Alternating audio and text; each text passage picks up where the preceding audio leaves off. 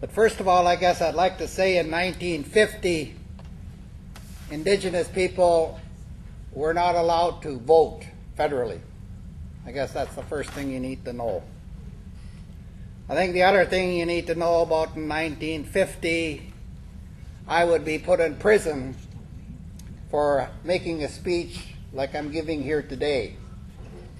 Because according to the Indian Act of 1926 to 1951, it was against the law for indigenous people to talk about, indigenous rights. It was against the law for us to hire lawyers to deal with Indian land issues. And it was against the law for a lawyer to work for an indigenous person in 1950. That's how come we have land claims issues here today. A lot of people are saying, well, how come you're dealing with this? How come you didn't deal with it, 50, 60 years ago? How come you're dealing with it in 2010? We're dealing with it because there were no laws that protected indigenous people back in those days. And indigenous people really suffered in the 1950s. Because, like today, many of our people who live on social assistance still depend on hunting and fishing as a way to put protein on their table, because welfare check for an Indian person on an Indian reserve today is still $168 a month. You divide that by the number of children you have, you know darn well that you're not going to be able to buy anything really to put on the kitchen table with that kind of money. But back in those days, there was no welfare at all for indigenous people. There was no social assistance for Indian people. I remember in the 1950s, my father was talking to the elders at the time about taking relief from the white man. Relief was welfare. And the elders were wondering what that was going to do. So they were concerned about that, because it was going to have an impact on them as indigenous people. So the land was a very important aspect of their livelihood. Still is, but in those days it was even more important, significant, because we were moved on before 1950 from the wealth of our traditional Secwepemc territory to live on an Indian reserve. My Indian reserve is Neskonlith Indian Reserve. It's 7,000 acres. And people had to survive according to the government, the federal government, because we were under federal responsibility. They're federal Indian reserves, not provincial Indian reserves. They're federal Indian reserves under the Canadian Constitution, Section 9124, where the federal government is responsible for Indians and lands reserved for Indians. And that's how come the Indian Reserve was established under that system. Same thing as the Indian Residential School, the one in Kamloops. All of those things were important to my people in the 1950s. And I think it's important for you to understand that you couldn't organize. My dad was a person who was like one of the leaders back in those days. I remember the Native Brotherhood. I think it's the coastal Indian organization. They used to meet, and I think they still do that. They still start their meetings singing "Onward, Christian Soldiers," because when a white person would come, they would start singing "Onward, Christian Soldiers," so that the white person would think that they were having a religious meeting. They were, But that's the impact that people had on us as indigenous people. So it's important to understand that in 1951, when the federal government finally removed the provision that prohibited us from meeting and from engaging on indigenous issues, it was the first time that indigenous people since 1926 could then start organizing and meeting again. But I'd just like to just jump back to why, and this gets out of the 1950s, goes back to why Canada imposed the restrictions in 1926, and it had to do with my community too. Because the chief back in 1920s and 1925 and 1924, 24, 25, 26 was a man by the name of William Parrish. He was the chief, and he was a World War veteran.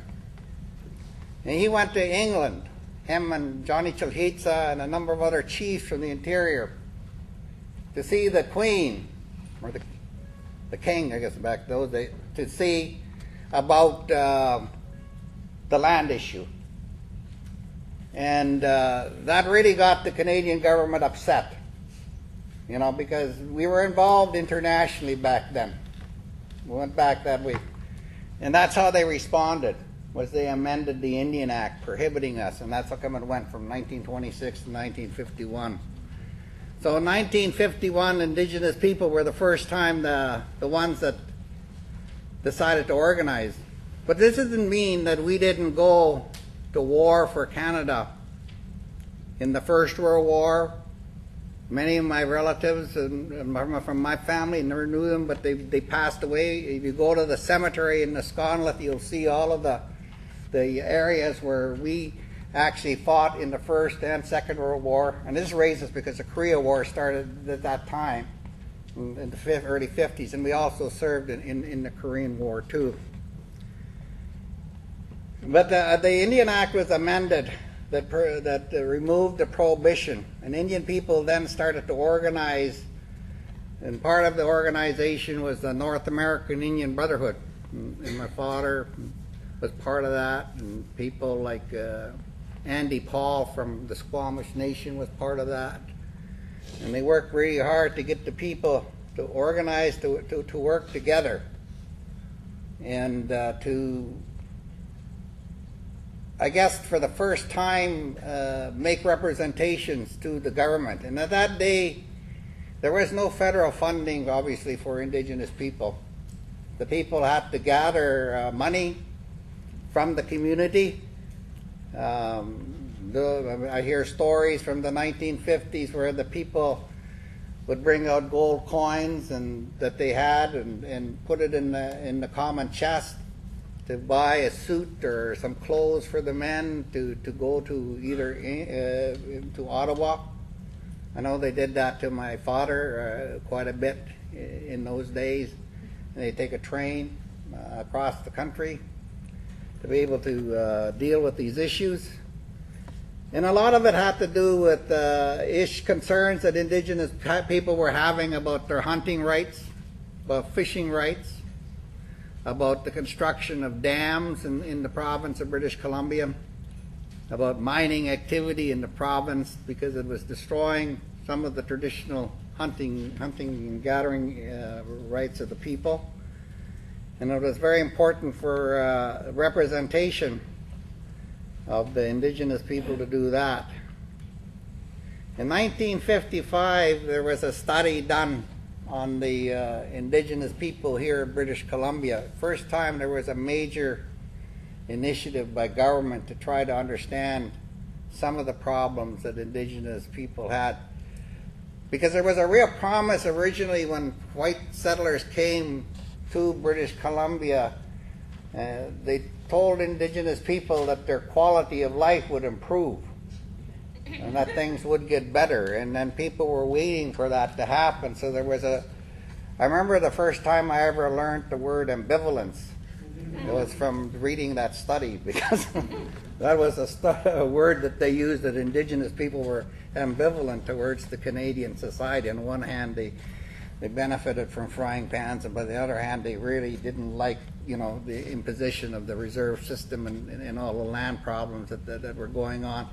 The loss of the culture, the loss of the language, the Indian residential school system, all these different things.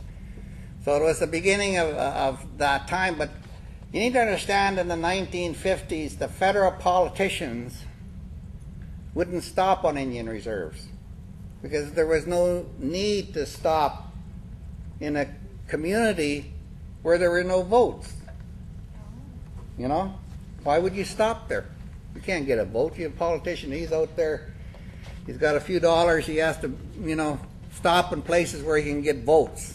Indian people, because we did not vote, couldn't get the ear of the federal government, the very government that was responsible for the very community in which we lived in.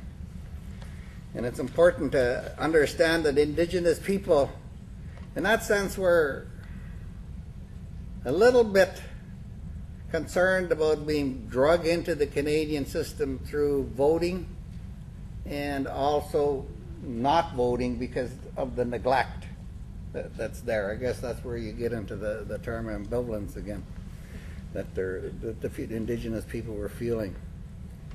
But in 1955, the Nisga'a formed their tribal council to carry on their legal case that actually was settled just more recently in terms of their land claims.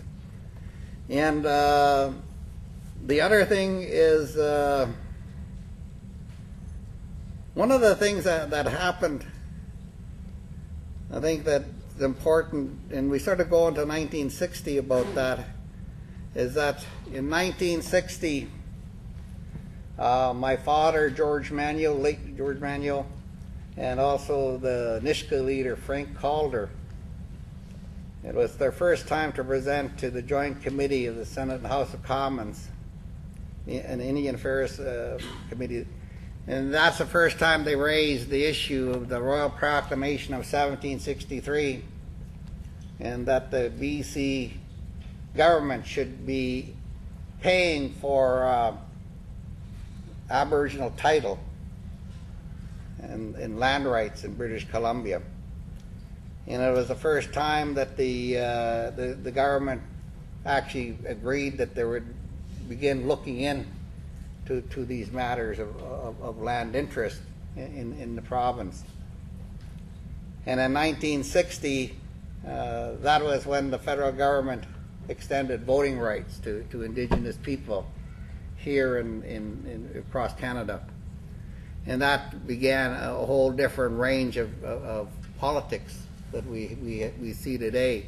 So I think human rights and Indigenous people in the 1950s there was a very dark period at the beginning, but there was also a period where there was some sense of growth and development. But this struggle from the 1950s, from that period, you can see it's still happening here today. Like just the other day, the Canadian government, for the first time, has recognized the UN Declaration on the Rights of Indigenous People, which is the first time in history, globally, and in Canada's position in particular, where the government has recognized Indigenous rights as human rights. It's the first time that's done. So anyways, that's my talk. Thank you.